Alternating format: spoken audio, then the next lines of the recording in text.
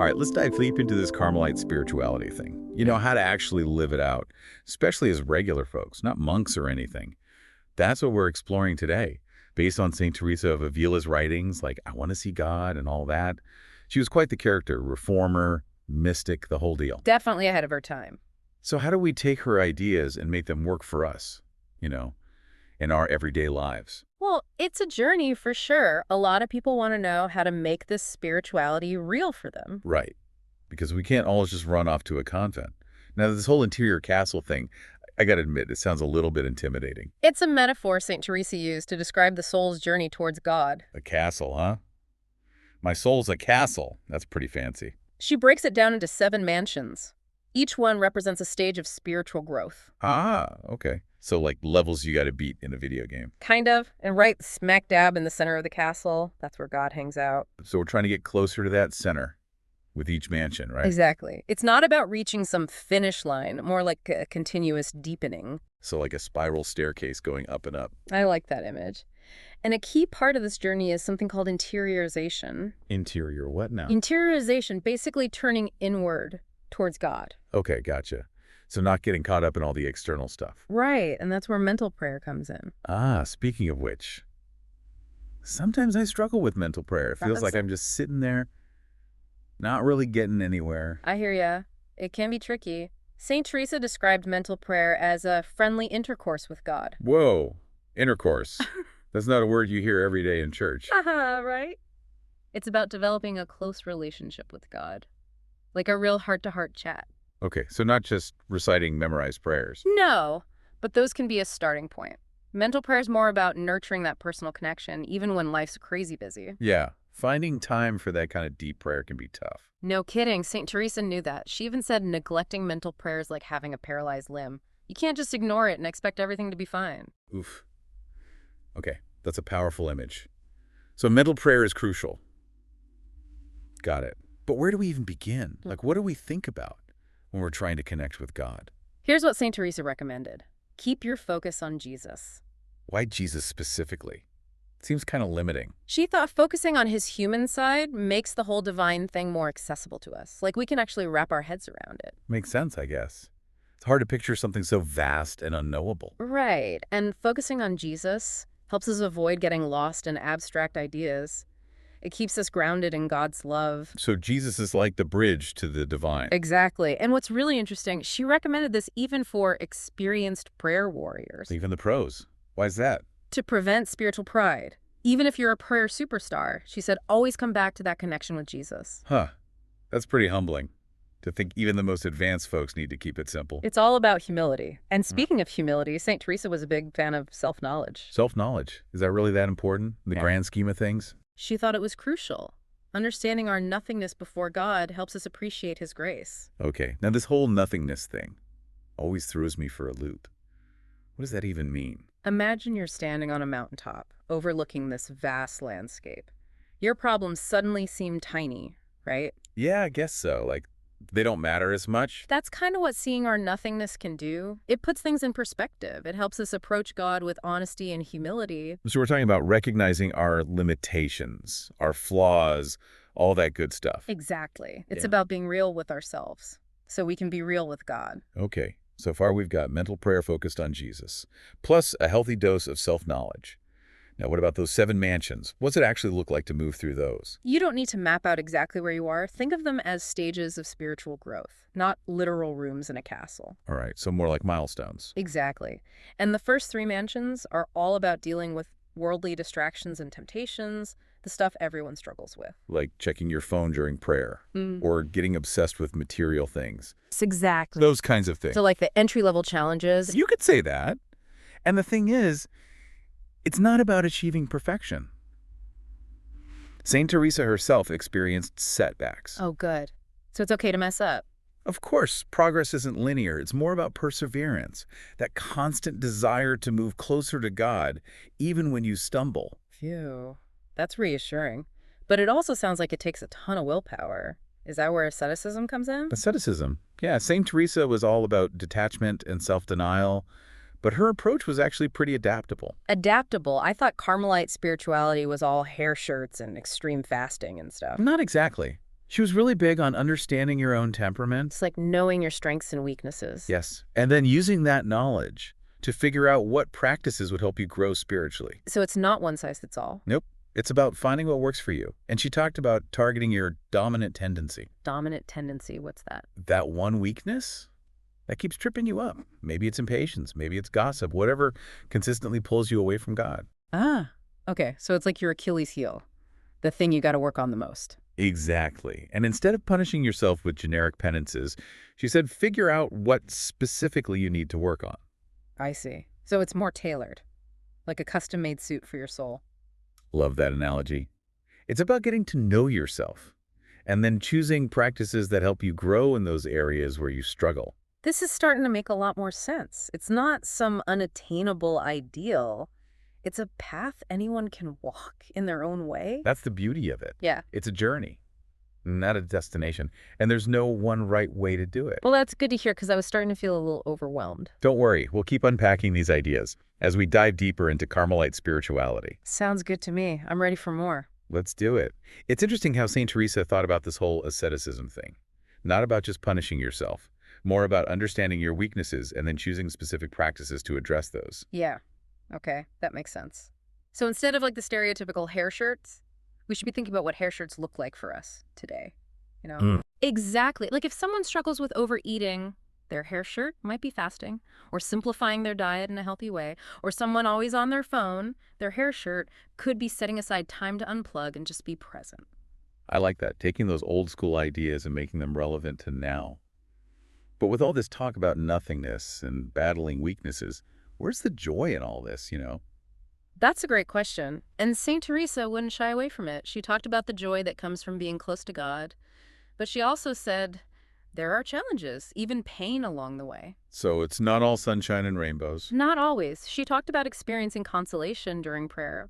Those moments when you really feel God's presence, maybe a sense of peace or joy or deep love. Yeah, those times when prayer just flows. Yeah, You feel connected to something bigger. exactly. But she warned against getting attached to those feelings. They're gifts, not something we can just conjure up whenever we want. Right, because true growth isn't about chasing good feelings.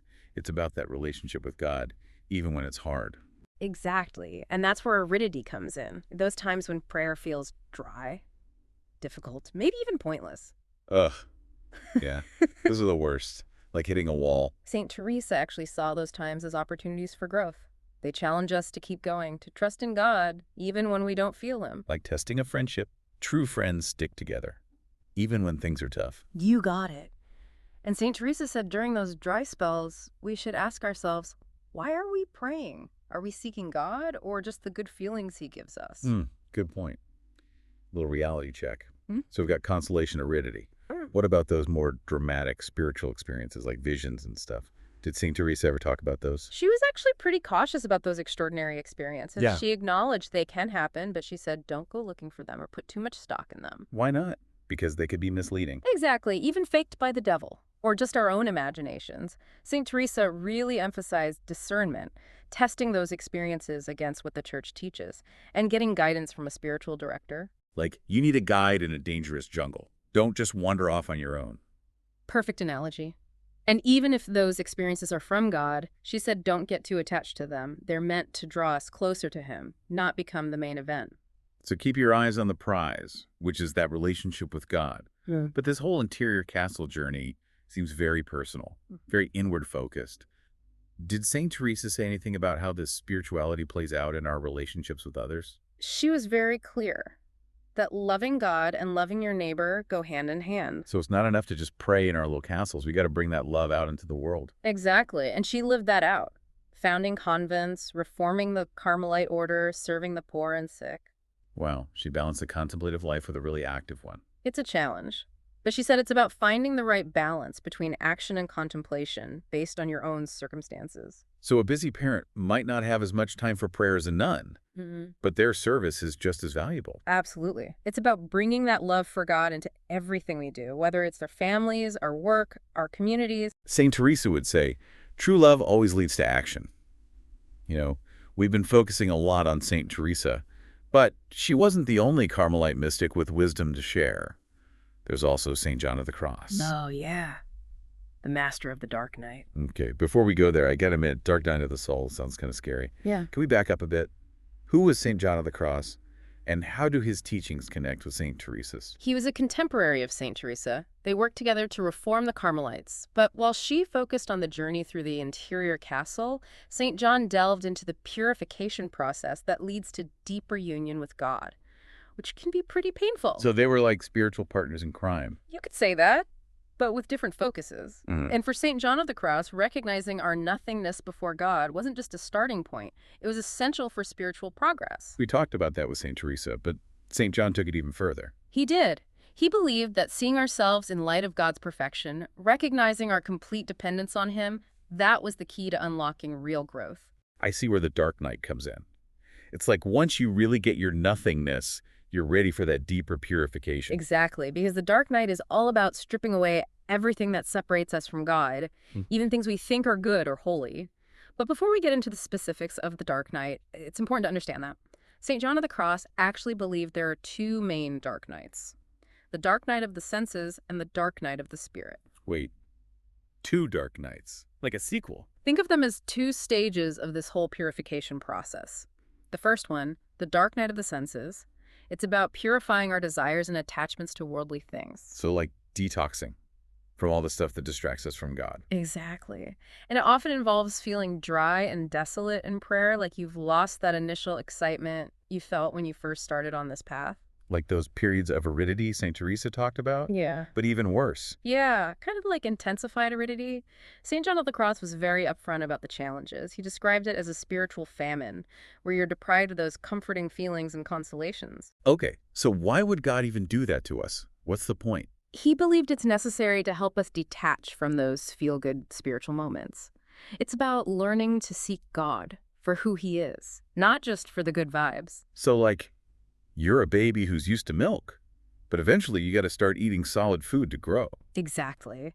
And just like a baby cries when it's hungry, the soul often cries out in anguish during this dark night. Wow, so how do you even know if you're going through this dark night of the senses, or if you're just in a spiritual slump? Discernment is key. St. John of the Cross said the true dark night is usually marked by an even deeper desire for God, even with all the dryness and difficulty. So it's not about losing faith. It's about a stronger faith that can handle the tough times when you don't feel those warm, fuzzy feelings. Exactly. It's about a deeper kind of faith. It often comes with a growing detachment from worldly things and a stronger desire for spiritual things. It's like your soul is being pulled in two directions. That sounds intense. It can be, but remember, this is just the first dark night. There's another one, the dark night of the spirit. Oh boy. Okay, I'm kind of scared to ask, but what's the dark night of the spirit all about? This one goes even deeper. It's not just our senses and emotions, it's about purifying our intellect and will. So like a deep cleaning for our minds and hearts. You got it. And St. John of the Cross said this stage can involve serious suffering, spiritual dryness, temptations, anxieties, maybe even physical illness. That sounds incredibly tough. How do you even cope with that? She emphasized the importance of surrender, letting go of control, and trusting in God's grace. It's like being lost at sea in a storm. You could fight the waves, or you could surrender and let them carry you. So it's about trusting that you'll reach shore eventually. Yeah. Even if you can't see it right now. Exactly. And St. John of the Cross assured us that even in the darkest night, God is with us. But how do you hold on to that when everything feels so bleak? It takes faith, clinging to the belief that God is good even when you don't feel it, like trusting that the sun is still shining even behind the thickest clouds. St. John of the Cross also talked about finding comfort in Jesus' humanity, right? Yeah, he did, especially during this dark night, remembering that Jesus himself felt abandoned by God on the cross. So you're not alone in your suffering. He gets it. That's a comforting thought. Knowing someone else has walked this difficult path and made it through.